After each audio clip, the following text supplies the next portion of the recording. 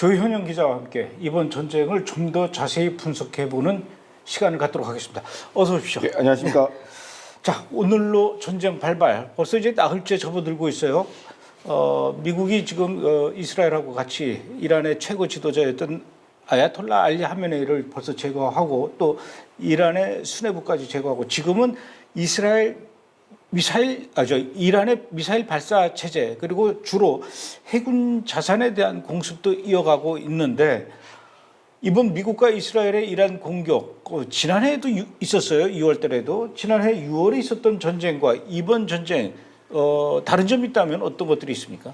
예, 그러니까 지난 6월 달에 두 나라의 전쟁은 각각 독립적으로 작전을 수행을 했죠. 무슨 얘기냐면 이어달기 선수처럼 이스라엘이 쭉 이제 뽑아가면은 마지막에 이제 B2 공격기로 이제 폭격기로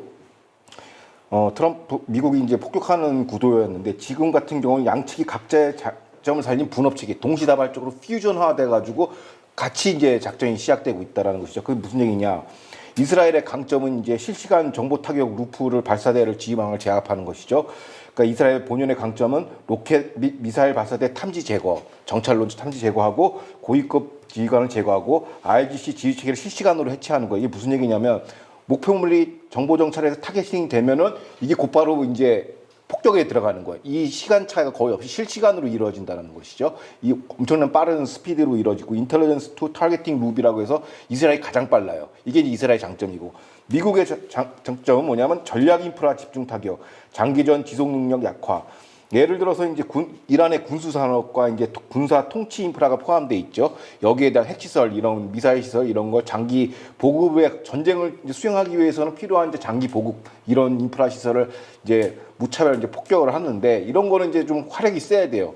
B2 폭격이 같이 지금 이제 이란의 핵시설을 이제 폭격을 좀 시작을 했는데 지금 우리의 관심사가 뭐냐면 픽X라는 산에 있는 지하 시설이에요. 이건 작년에도 건들지 않았거든요. 이게 이제 400kg 우라늄이 농축되어 있는데 이거를 때려 부숴야 되는데 이걸 할 수 있는 나라는 미국밖에 없다는 것이죠. 그러니까 이런 식으로 역할 분담을 동시다발적으로 시작을 한다는 것이죠. 일종의 퓨전 작전이고 과거와는 다르고 이른바 합동성 거의 최고 수준 역사상 이런 사례가 없다고 합니다.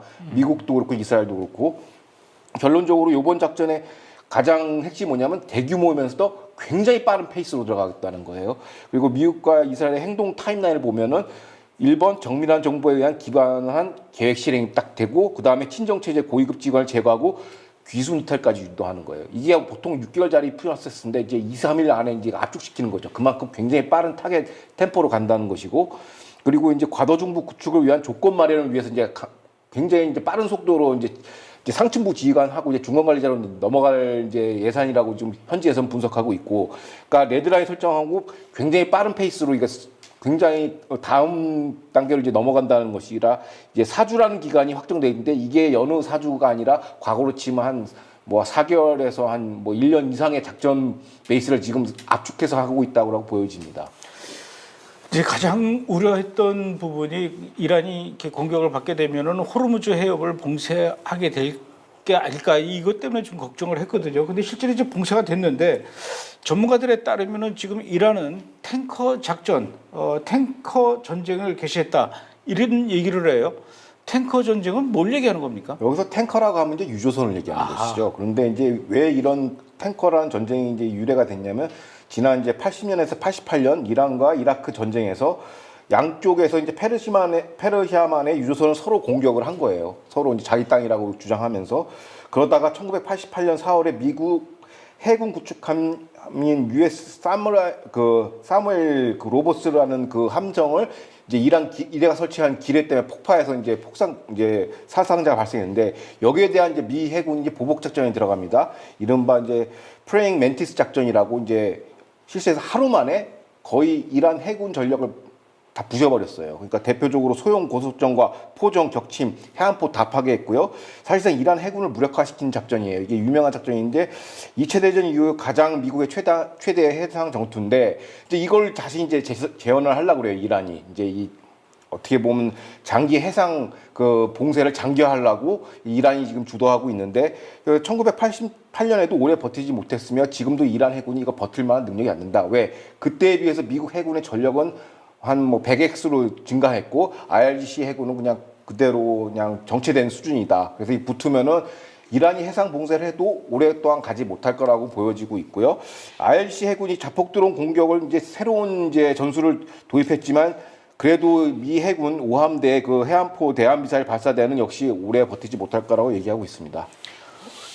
지금 상황에서 지금 호르무즈 해협에서 이란이 공습을 한 것 같아요. 그래서 지금 뭐 스카이라이트호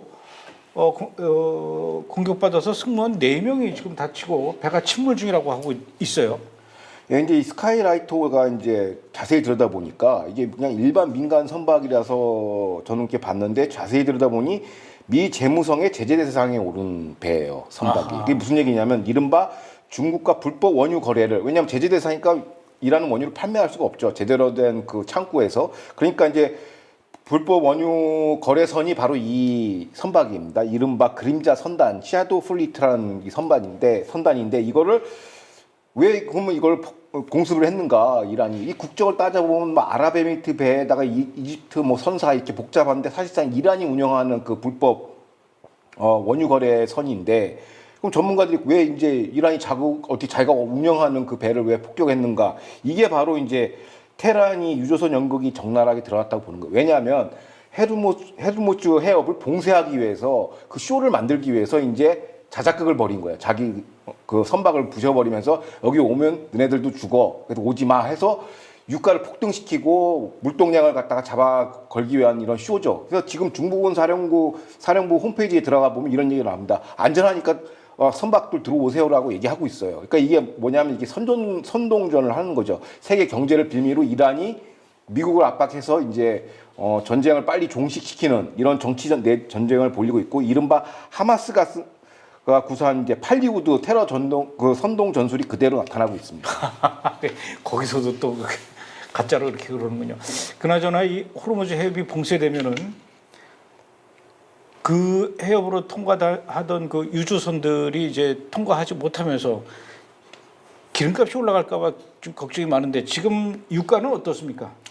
그러니까 그 3월 2일 이제 개장을 하고 딱 보니까 유가가 결론적으로 얘기하면 배럴당 70달러 아래로 공식적으로 하락했어요. 정상화된 거죠. 그러니까 무슨 얘기냐면 개장 직후 상승폭이 70%팍 떴다가 이제 도로 가라앉은 거예요. 그래서 상승폭이 한 플러스 마이너스 3.5% 내외라서 안정세를 보이고 있다. 그러니까 이제 이른바 이제 약간 시장에서 이제 약간 뭐라고 해야 되나요? 그 마바라라고 그러죠. 이게 선동하는 그 뭐 3차 대전 일어나네 이거는 이제 소음에 불과하다. 그런 거 없다. 이제 유가는 안정화돼 있다라고 이제 그 전문가들은 지적하고 있고, 또 다른 이제 좀 특이사항은 뭐냐면 이제 유럽 천연가스 가격이 이게 50% 떴어요. 왜냐하면 카타르가 걸어 잠갔거든요. 왜냐하면 공격을 당해가지고. 요것 때문에 조금 천연가스는 좀 시장이 좀 동요가 있는 것 같습니다.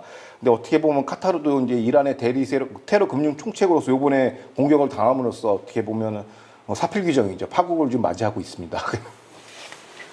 그러니까 지금 이렇게 뭐 유가 걱정할 필요는 없겠네요. 예. 그러니까 전쟁 소식이 나니까 우리 집사람이 제일 먼저 저한테 카톡으로 빨리 차에다 기름을 가득 채워라 이렇게 해가지고 제일 싼 주유소를 알려주더라고요. 그래서 막 차를 몰고 갔는데 저를 그 차들이 많이 대기하고 줄 서 있을 줄 알았더니 없더라고요. 그러니까 사람들이 이제는 그다지 이렇게 그런데 그렇죠. 동요하지 않는 것 같아요. 지금 이스라엘 주식 시장은 어떻습니까? 그러니까 26일 3월 2일 기준으로 우리나라 시간으로 이제 이른바 타세 이스라엘 지수라고 하죠. 그걸 딱 보니까 강한 상승세 장세를 보이고 있습니다. 그러니까 TA35와 TA125 등 이제 이스라엘의 블루칩 지수가 이제 3% 이상 상승을 했고요. 그러니까 TA125 같은 경우는 6.4%가 상승했어요. 그러니까 52주의 최고치를 지금 접근하고 있습니다. 그러니까 TA 어셰어 지수도 이게 뭐냐면 이제 중소형주 이제 전체 주식을 포함하는데 여기도 3% 이제 상승을 했고, 이른바 랠리 장세다. 강한 장세라고 보고 있고, 변동성도 굉장히 좀 안정화돼 있고, 그러니까 투자자들의 판단이 이렇습니다. 지정학 리스크를 긍정적으로 해석하고 있다라는 것이죠. 그러니까 여기서 주목해야 될 게 이제 뉴메드 에너지라고 이스라엘 앞바다에 있는 그 지중해 뭐 유전 있지 않습니까? 이 공기업이 뉴메드 에너지인데 여기도 6.4% 상승했어요. 그러니까 어떻게 보면 카타르에서 공급 못 받는 그 천연가스를 이제 이스라엘로 이제 대체 자원을 한다는 그 기대감 때문에 또 6.4% 올랐습니다. 그러니까 무슨 얘기냐? 그 TA-25 지수는 지난 10월 7일 학살 이후 전쟁을 치르면서 작년부터 시작했을 때 전쟁 기간 중에 48% 상승세를 보였다는 것이죠. 그래서 여러 가지 이제 소음들이 많죠. 여러 뭐 유가 틀 것이다, 국제 뭐 경제망이 이제 망가질 것이다, 호르몬스 봉쇄될 것이다라고 여러 가지 문제 제기를 하고 있지만 저는 이제 다른 건 다 소음으로 보고 이스라엘 주가 지표만 봅니다. 왜? 이거는 전쟁 승리의 선행 지표이기 때문에. 그러니까 이거는 보면은 이제 투자가들이 많이 몰린다는 거 왜냐면 이스라엘이 가장 일 당사자거든요. 피해를 우리가 좀 앞전에 소개를 해드렸지만은 과거보다 피해가 적다 뿐이지 피해가 없는 건 아니거든요. 전쟁 당사자인데 주가가 이렇게 올라간다는 건 뭐냐면 승리에 대한 보증수표라고 볼 수 있습니다. 근데 이번 전쟁에서 좀 특이한 점은 미국과 이스라엘이 이란을 공격을 이제 시작을 하니까 이란이 제일 먼저 이스라엘하고 미국을 향해서 그러니까 미국하고 이스라엘이 이란을 공격하니까 주변 아랍 국가들이 이스라엘하고 미국을 막 비난하기 시작을 했어요.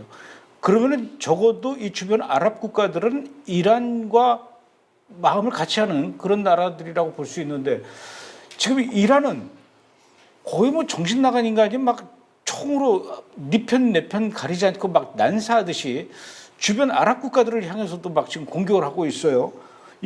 도대체 이건 왜 그러는 겁니까? 아무래도 이게 전쟁을 확산시키려는 그런 의도겠죠. 예, 확전시키려는 의도인데 이제 이런 겁니다. 뭐 아랍 주변국뿐만 아니라 영국, 프랑스 기지 앞전에 설명한 것처럼 이제 공격하고 있어요. 근데 이건 뭐냐면 호르무즈 통제, 국제 경제를 인지 삼아 미국, 이스라엘 그 공동 작전을 빨리 종료하라는 국제 여론, 반전 여론을 만들기 위한 하나의 그 포석입니다. 그러니까 이게 하마스 전략하고 유사한데요. 하마스는 절대 무력으로 이스라엘을 이겨낼 수가 없습니다. 그래서 어떤 전략을 선택하냐? 우리는 정치적으로 생존만 하면 우리는 이기는 것이야. 즉 국제사회에 이스라엘을 압박하는 정치 프레임을 승리를 하면은 하마스 생존 이꼬르 전쟁 승리 등식이 나는 것이죠. 지금 이란도 동일한 수법을 쓰고 있습니다. 어차피 군사력으로 미국, 이스라엘에 배견할 수가 없어요. 그러니까 우리는 여기서 생존하는 거, 빨리 종전은 휴전을 해서 우리가 생존하는 게 전쟁의 승리라고 지금 목표를 설정한 것 같아요.